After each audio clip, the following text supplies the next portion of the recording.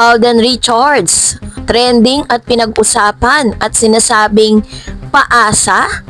Naging viral si Mr. Alden dahil sa mga naging statement ni Miss Maine Mendoza. Ang lahat ng yan. But before that, if you haven't subscribed yet to my YouTube channel, please don't forget to like, share, and subscribe at hit mo na rin ang notification bell for more showbiz updates. Bago tayo, of course, magpatuloy sa ating updates for today's video, of course, nais kong pasalamatan kayo for always watching and trusting this channel. Thank you so much sa inyong palagiang panonood at palagiang pagsubaybay sa mga updates po natin.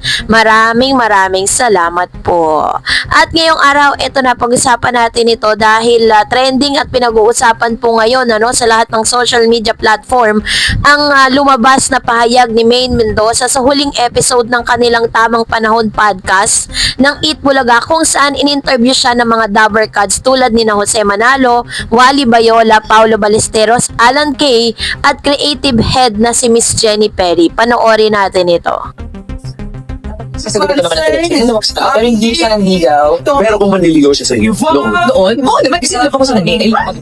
At alam niyo lahat yan, mga tago. Ako hindi talaga kay Alden. Bukal naman ako. Kahit sino naman yung magtanong sa akin. Sasagutin ko naman natin. Pero hindi siya nanligaw. pero kung manliligaw siya sa iyo, Doon? Oo naman, kasi alam ko sa naging. At alam niyo lahat yan, mga tago.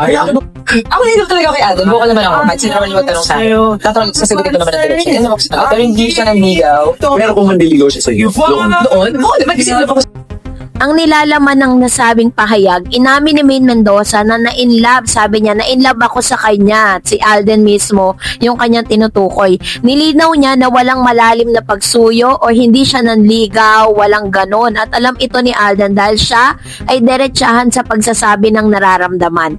Itinuring niyang tinanong niya mismo si Alden ng diretsahan, sabihin mo na sa akin, ano bang nararamdaman mo? Sagot ni Alden, hindi ko pwedeng sabihin sa'yo kasi mawawala ang magic. Naging bukas siya na imbitahan si Alden sa podcast kung may pagkakataon daw siyang sabihin ang nararamdaman, ngunit hindi ito natuloy dahil may iba siyang commitments. Noong July 2015, nagsimula ang Aldab Tandem sa isang split-second moment sa Kalye Series segment ng Itbulaga na umangat at nagbigay ng kilalang tambalan sa telebisyon. Ang kanilang Tamang Panahon concert noong October 2015 ay nakaabot ng hanggang 50% TV rating, isa sa pinakamataas sa kasaysayan ng Philippine TV. Tinanggap din ito ng ibang media tulad ng Lion Here TV na nag-ulat, ako, na-inlove talaga ako kay Alden, na-inlove ako sa kanya pero hindi siya nanligaw. Yun po ang ilan sa mga statement ni Miss May na talaga namang inuulit-ulit ng ilang mga fan. Dagdag pa nito, tinanong niya si Alden ng derechahan. Sinabi nito na ang sagot ni Alden is mawawala raw di umano ang magic. So kaya po dito lumabas sa sinasabing si Alden Richards daw ay tinaguri ang paasa. So, dahil parang dun po sa sagot niya, nung tinanong po siya ni Miss Maine Mendoza, kung meron, parang if you're going to read between the lines, parang sinasabi ni Miss Maine Mendoza na tapatin mo ko kasi ako na-inlove ako or may nararamdaman siya kay Mr. Alden Richards.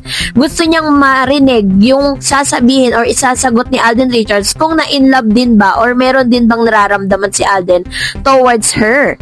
Pero, yun nga, ayon sa isang post mula sa Inquirer, inamin ni Alden noong 2023, yes, hypocrite po ako kung hindi, I did confess. Yon. So, medyo medyo may parang merong hindi nagmamatch. Kasi sinabi po ni Miss Maine na ang sagot ni Mr. Alden Richards sa tanong na umamin ka sa akin, sabi niya, 'di ba? Pero ang sagot ni Alden, ayaw niya dahil daw mawawala ang magic. Sabi naman po ni Mr. Alden Richards noong 2023 nung in-interview siya, nag-confess daw siya kay Miss Maine Mendoza. So, ano ba talaga ang totoo doon, no? Kaya ngayon, pinag-uusapan na naman, mainit na pinag-uusapan na naman si Alden Richards at Maine Mendoza, no? Talaga nagte-trending po sila ngayon sa social media kasi hindi malaman kung sino ba talaga yung nagsasabi sa kanila ng totoo. Well, in fact, ang pinakatotoo lang dyan is totoong na in love si Maine Mendoza kay Alden. Ang pinaka point of view lang dyan is kasalanan ba ni Alden Richards sa ma-inlove siya kay Miss Maine?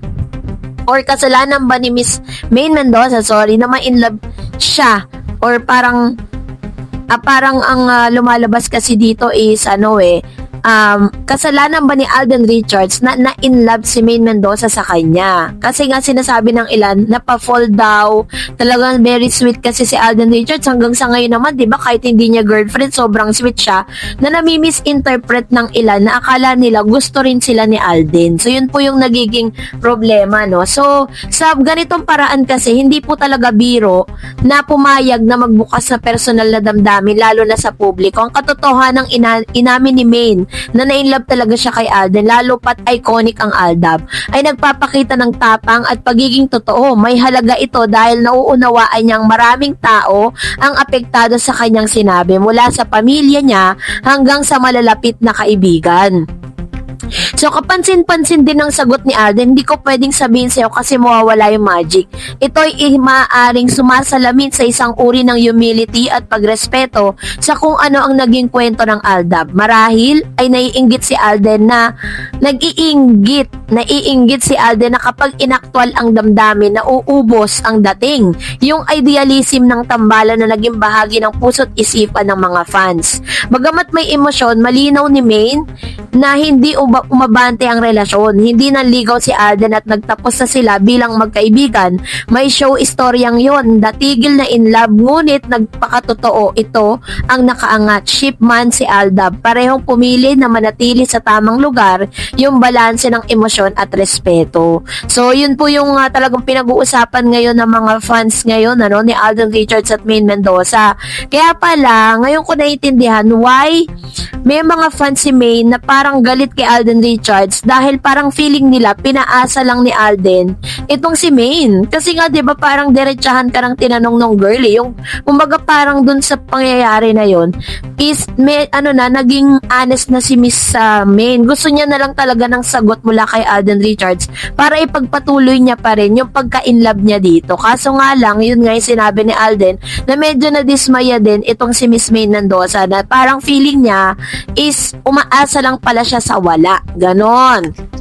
So yun po ngayon yung mga pinag-uusapan online, Maaring nagulat ang maraming fans pero sa isang banda mas naging totoo ang tambahalan. Hindi puro kilig lang at kasayahan, may parte din ng puso at pananaw. Minsan ang sentimental na pahayag na ganito ay nagbibigay closure na di binigay noon. Ang pagiging bukas ay malakas na mensahe sa paglaya ng ekspektasyon sa publiko.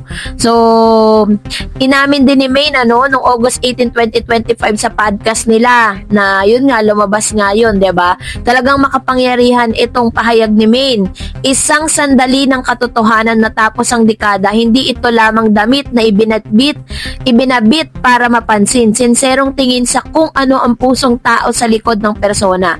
Sa modernong showbiz, bihira ang makitang ganito ang tapang. Ang hinanakit man o kilig man ay bahagi ng damdamin, pero tumatatak ito dahil may pagpapahalaga at may sinseridad. Aldab na stylist ngayon, mas totoo at mas makatao, 'di ba? Yun ang gusto ko kay Maine, hindi niya po kailangan magsinungaling sa publiko para lang talagang para mag-boom, 'di ba?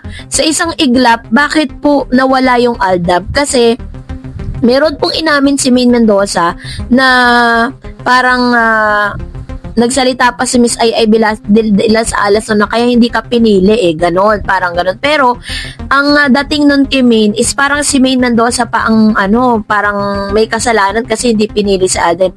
Samantalang doon po sa senaryo na yon, si Alden Richards mismo ang hindi nagkaroon ng tapang na umamin kay Miss Maine Mendoza na talagang nagkaroon siya ng feelings kay Miss Maine. Huli na nung sinabi niya na nag-confess daw siya kay Maine. I don't know, So hay nako, kayo po, anong inyong saloobin patungkol dito? Comment down below. Alam ko pong isa rin po kayo sa mga nabaliw noon at talagang halos uma-absent sa school at hindi pinapalagpas ang noontime program. Mapanood lamang po si Maine at si Alden Richards that time.